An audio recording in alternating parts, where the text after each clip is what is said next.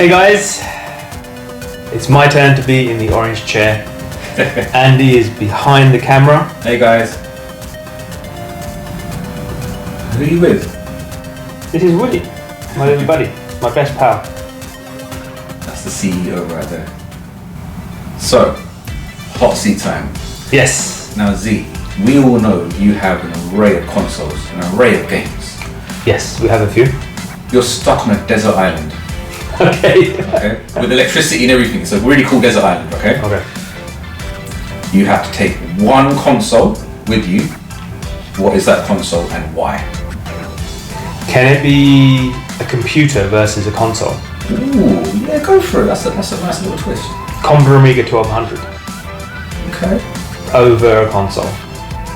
Right. Why is that? The Commodore Amiga is a computer that came out in the 80s. My first experience of it was the Commodore Amiga 500. My brother Cam, he's the one who got it. And then I fell in love with it from that point.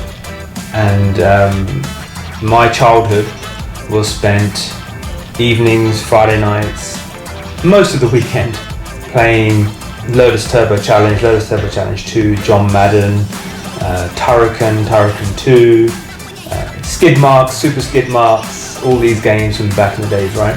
And then when I got older, I got my own one. And I started off with the Amiga 600, and then I got the Amiga 1200, which is, you know, the last sort of proper hurrah from Commodore. And since then to now, whenever I think about gaming, that's what I remember.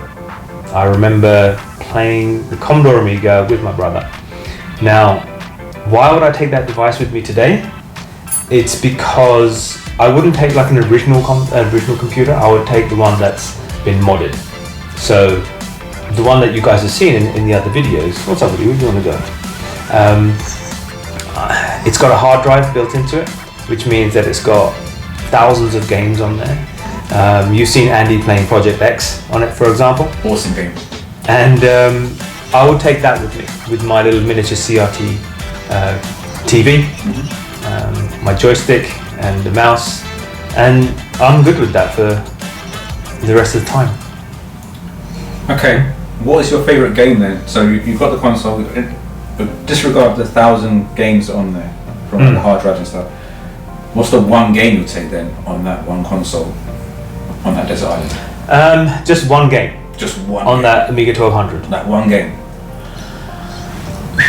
That is a very tough question. I think Project X is probably right up there, mainly because I'm dying to get past level 2, which after 20 something years I still haven't got past level 2. That's definitely up there, I think.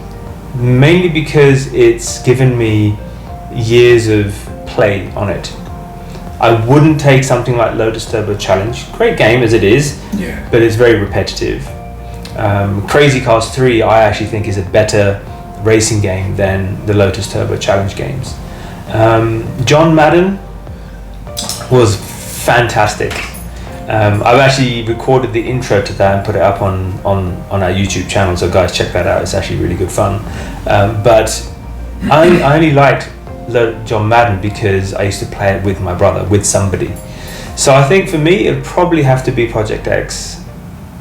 And what's your favourite memory playing this console?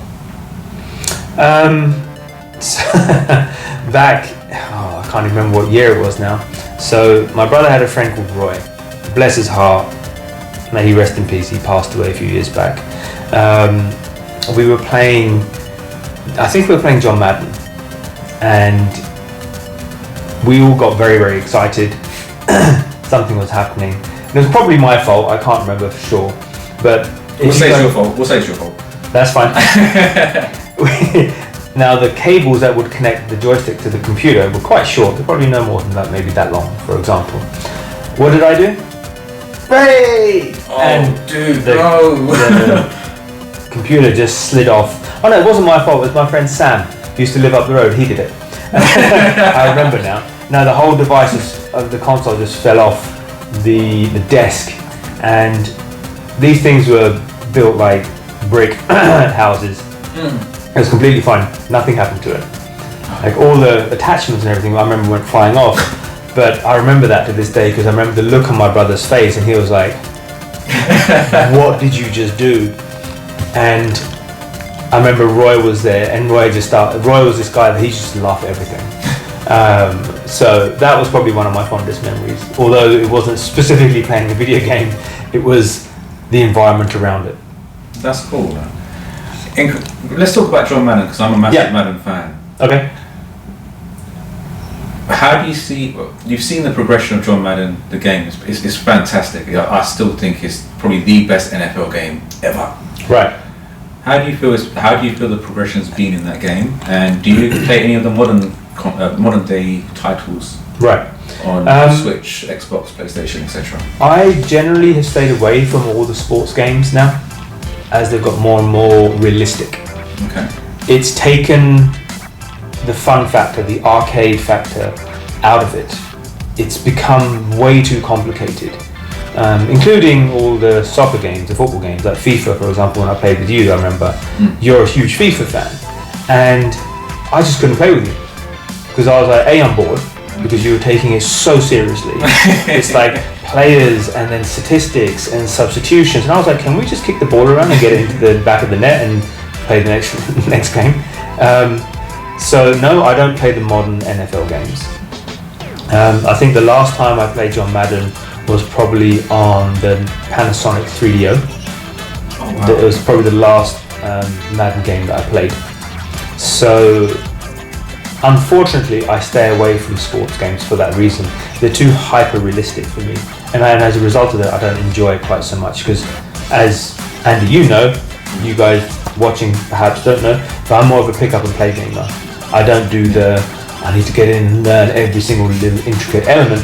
For me, it's like I want to pick it up, play for half an hour, 40 minutes, put it down, go off and do something else. And it's that sort of style of gaming that I like. So arcade gaming for me was great. You go in, you put your money in, and you have a quick go and you move on to the next game. That was fun for me.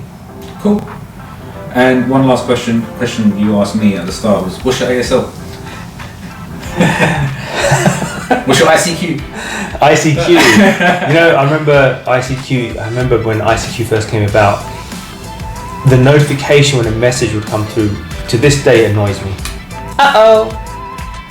It'd be that. It was just the most annoying thing ever. Awesome. Look, man, I'm pretty sure you're going to get a ton of views because the CEO's in the hot seat as well. He is. This is Woody, everyone. Shout out to Woody, Good being boy. very calm and stuff. But yeah, man, thanks for that, and see you in the next one. Thank you. I'll see you guys soon. Bye.